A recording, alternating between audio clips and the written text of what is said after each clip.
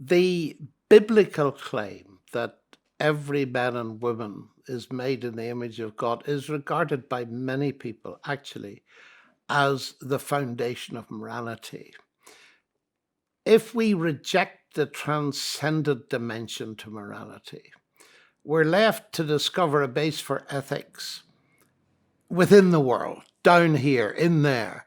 And so we're going to find it where? We're going to find it either in genetics or in the development and evolution of society and so on. But that leads to a very rapidly to a subjectivism. I mean, a classic example is Darwin, who was a kindly man with a big beard.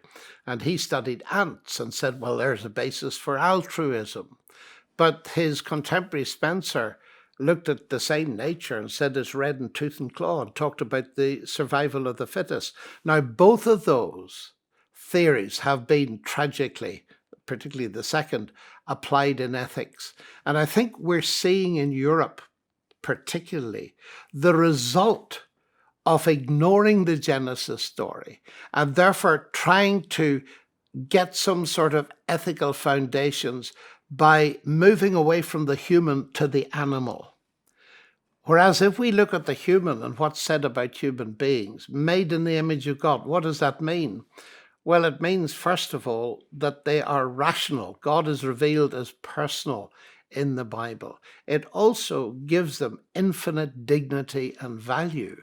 And of course, our values are crucially tied to our ethical systems. And I recall once being in Siberia and talking about these things for the very first time, by the way, in a lecture, first time in 75 years it had been allowed in the elite university in Novosibirsk. And I said, if I took that one statement, that human beings are made in the image of God, I wouldn't murder one of you, let alone the 70 million that Stalin did. And it was most interesting to watch. I got a standing ovation. It was very moving as they all simply stood. They'd realized the colossal impact of that statement.